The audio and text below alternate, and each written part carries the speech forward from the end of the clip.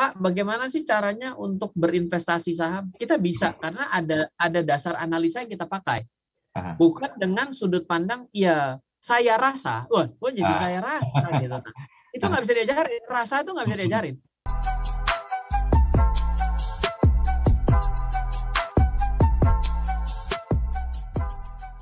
Judi dan investasi itu beda. Nah, tadi kan ini secara pemaparan dari perspektifnya Mas Ryan sudah dijabarkan ya, per definisi bedanya, pengertiannya tuh apa, investasi seperti apa, judi itu seperti apa gitu. Bahkan tadi saya kunci dengan sebuah statement, kalau investasi nggak tahu ilmunya, itu ya equal juga dengan judi ya, bahkan ya sebaliknya juga. Oke, Mas Ryan, untuk bisa meluruskan judi dan investasi itu beda, bagaimana hal yang menjadi sebuah patokan kuat? Ada satu hal yang sepertinya itu memang harus disampaikan oleh Mas Ryan, menguatkan tentang hal ini. Pembedanya itu di mana letaknya, Mas Ryan? Sebenarnya kata kuncinya adalah dasar pengambilan keputusannya itu pakai apa. Kalau kita itu banyak pertimbangannya, saya rasa, nah, itu sudah lebih banyak arahnya lebih kepada spekulasi. Tapi ketika kita atas dasar analisa saya, nah, itu jadi beda. Biasanya itu udah mulai jelas tuh, dasar analisanya tuh pasti adalah perhitungan, kalkulasi proyeksi masa depan, lalu melihat data historis. Biasanya cara pengambilan keputusannya itu berdasarkan data. Jadi kalau misalnya kita itu lebih banyak pakai perasaan, ya itu sebenarnya lebih banyak kita itu lebih mengedepankan sisi spekulasi kita, sisi tebak-tebakan kita. Jadi memang saya bilang kan di awal itu kelihatannya sangat tipis gitu. Tapi kalau kita terbiasa nanti akan lebih, karena begini, tebak-tebakan itu tidak bisa diajarkan. Tapi ketika kita analisa itu bisa diajarkan atau kita tularkan. Makanya ketika kita bicara mengenai, Pak, gimana sih cara trading saham? Kita bisa ajarkan. Pak, bagaimana sih caranya untuk berinvestasi saham? Kita bisa karena ada dasar analisa yang kita pakai. Bukan dengan sudut pandang, ya saya rasa, wah jadi saya rasa gitu. Nah, itu nggak bisa diajarin, rasa itu nggak bisa diajarin. Betul. Sulit kalau mengajarkan rasa itu, jawabannya ya, kalau kita mau mengajarkan rasa, itu lama-kelamaan dengan kebiasaan. Nah, kalau kebiasaan itu kan karena akibat latihan ya.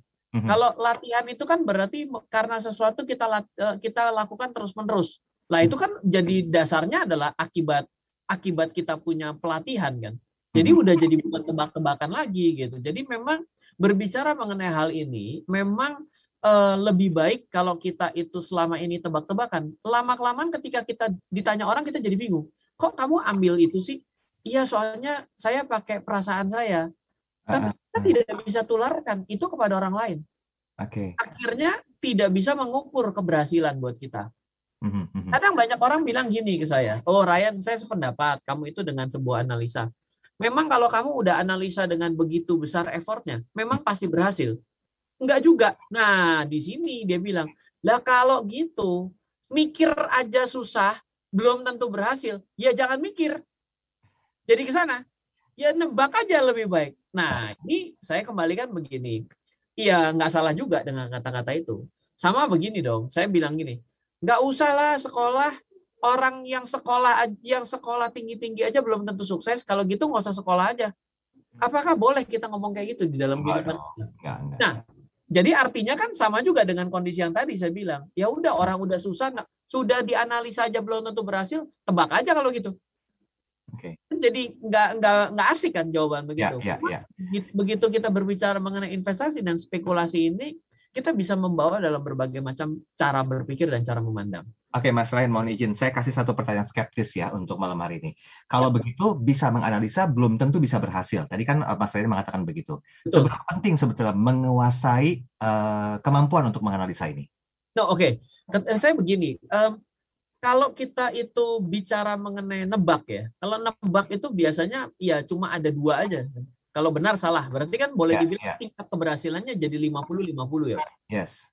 Tapi kan ketika kita menganalisa lebih ke belakang, berarti kan misal gini, kalau saya tiba-tiba suruh menganalisa, oke Pak, ada sebuah perusahaan yang selama 3 tahun terakhir itu selalu untung. Berarti kita bisa lihat, oh berarti kemungkinan untuk yang ke tahun ini bisa kita lihat dari keuntungan sebelumnya. Artinya kan jelas ya, oh oke, tingkat keberhasilan jadi lebih besar kemungkinan terjadinya dibandingkan tidak. Tapi ada kondisi uncertainty, misal, Pak, COVID, saya industrinya yang paling terdampak dari COVID. Yes, betul. Itu sesuatu yang nggak bisa dikontrol. Itu, tapi tingkat pengambilan keputusan dan kemungkinan untuk suksesnya itu menjadi lebih tinggi. Kenapa? Karena ada dasar analisa ke belakangnya yang bisa kita pertanggungjawabkan. Kalau enggak, semua orang bukan menjadi pebisnis dong namanya. Semua keputusan kita dalam kita sehari-hari ada sedikit unsur tebak-tebakannya. Tapi nggak semuanya kita tebak kan. Pasti ada dasarnya. Makanya orang yang makin pengalaman, ya dia di-hire sebagai konsultan kan. Betul. Kenapa dia di-hire sebagai konsultan? Karena dia punya expertise masa lalu yang kita bisa bagikan. Jangan begitu. Itu kemungkinan gagal. Emang kalau beneran dijalanin pasti gagal. Enggak juga kan? Kita nggak tahu kan? Ya. Nah, tapi kan jangan mengulang kesalahan yang konyol. Kan itu yang lebih penting. Yes. Oke. Kalau begitu, banyak orang yang mungkin masih beranggapan ya judi dan investasi itu sebenarnya beda-beda tipis gitu ya. Tadi di awal, ini saya masih mengacu dari statement Mas Randy di awal, kalau misalnya secara harfiah ya ada ruginya juga, ada untungnya juga. Begitu pula dengan judi gitu loh. Tapi boleh nggak Mas Ryan menelisik apa yang pernah dirasakan oleh Mas Ryan ketika awal-awal agak-agak sedikit ragu dengan investasi dan juga judi. Ini timbulnya statement ini sampai dengan sekarang itu faktornya apa sih Mas Ryan? Kegagalankah? Karena kurangnya kemampuan menganalisa kah atau bagaimana? Saya juga adalah orang yang sebenarnya vokal dan kritis ya. Jadi jangankan teman, keluarga juga saya debat gitu. Bahkan papa saya adalah salah satu yang kita banyak yang berbeda ya, karena saya itu kan otak kiri sekali, papa saya orang otak kanan sekali. Artinya banyak yang nggak ketemu ya cara berpikirnya. Tapi saya adalah orang yang memang datangnya itu dari berpikir ya kalau yang analisa susah-susah aja gagal kok ya kayaknya nggak seru juga dianalisa. Saya pernah dalam posisi itu gitu. Tapi saya mau cerita satu kisah nyata. Saya itu benar-benar merasa down ketika tahun 2008. Saya rasa dengan seluruh kemampuan saya pada hari itu, saya rasa saya harusnya bisa untuk artinya tidak rugi lah dalam keadaan tahun 2008 dengan analisa yang ada di pasar. Tapi ternyata saya malah terjebak di harga tertinggi di krisis tahun 2008. Jadi di tahun 2008 itu saya bilang gini, saya berpesan ke diri saya, apa yang harus saya pelajari agar saya terbebas dari kondisi ini bila ini pernah terjadi lagi nanti. Nanti itu kan nggak tahu dong. Siapa yang pernah tahu? 2010, 2011 kita nggak tahu. Saya pelajari. Saya belajar, oh ternyata tuh data seperti ini. Oh ternyata yang namanya penurunan pasar seperti ini. Jadi saya punya catatan penurunan pasar. Yang dijadikan dasar analisa kan. Ketika 2020 terjadi, saya full gas loh. Orang itu tidur, saya nggak tidur. Saya dari hari pertama bulan Maret 2020, itu saya lanjut. Saya tarik tancap gas.